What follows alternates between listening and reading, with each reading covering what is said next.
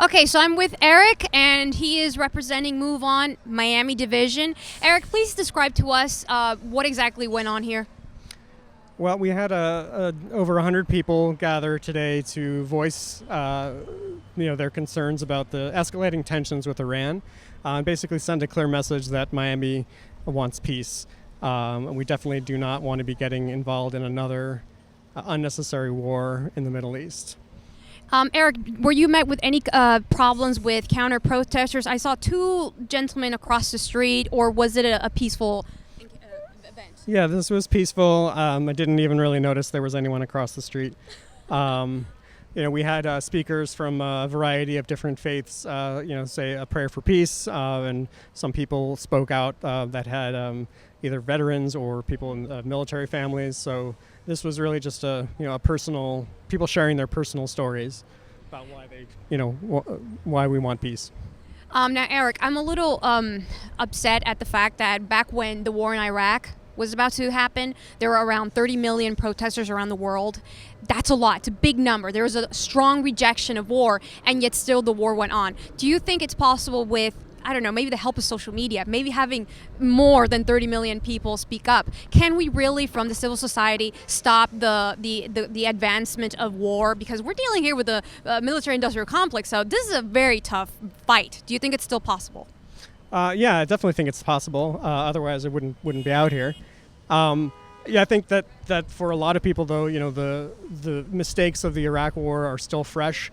We have so many people who are still serving there or have just, finished their tours. So, there's a lot more people that have been affected by a completely unnecessary war that are, that people still know and is still in the public consciousness.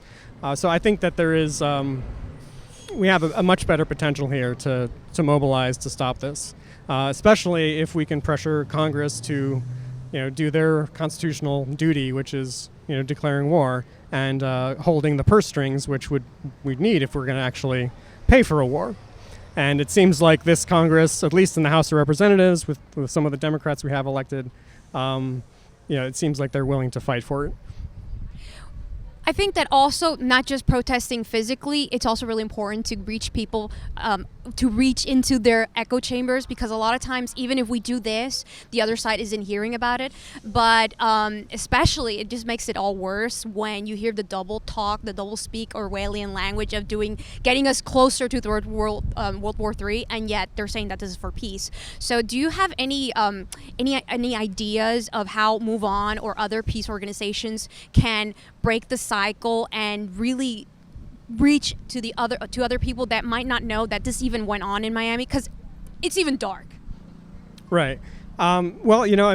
This is part of a nationwide day of action. We had, I think, maybe 350, 400 events all over the country today. And definitely with, much better social media presence than we had in 2003, I think it's a lot easier to get the word out about these things.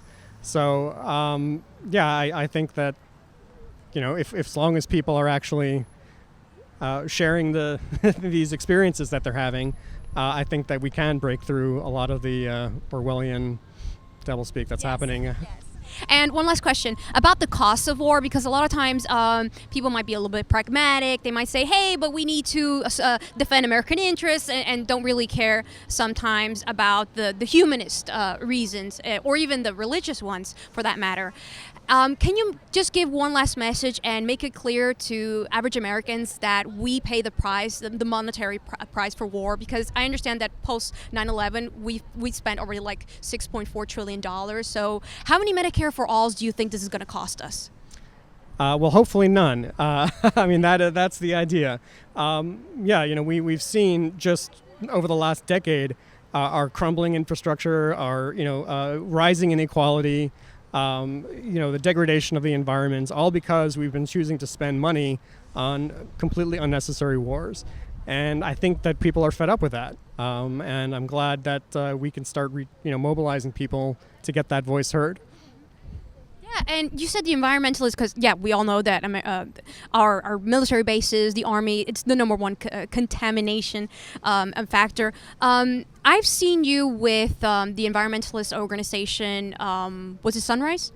Aren't you involved also in the? I'm involved with 350 South Florida. I've also done volunteer work with Greenpeace. So not directly, but I mean I support their goals and their aims, for sure.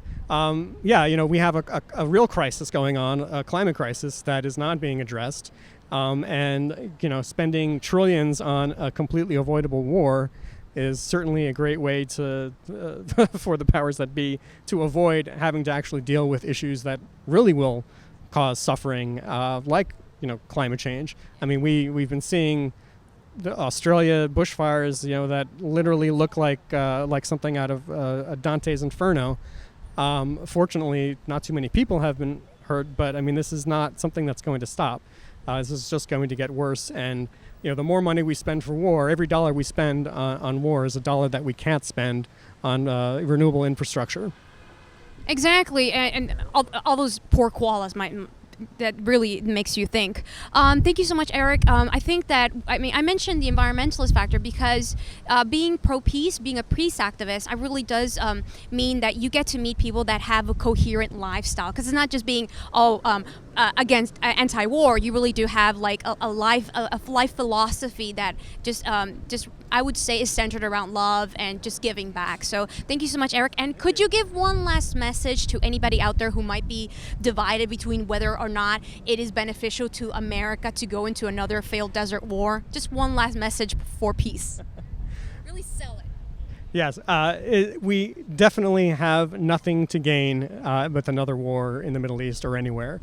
We have real problems at home like healthcare and the environment and rising inequality, and we need to be focusing on those and lead the world in showing showing the rest of the countries that we can solve these problems. Exactly.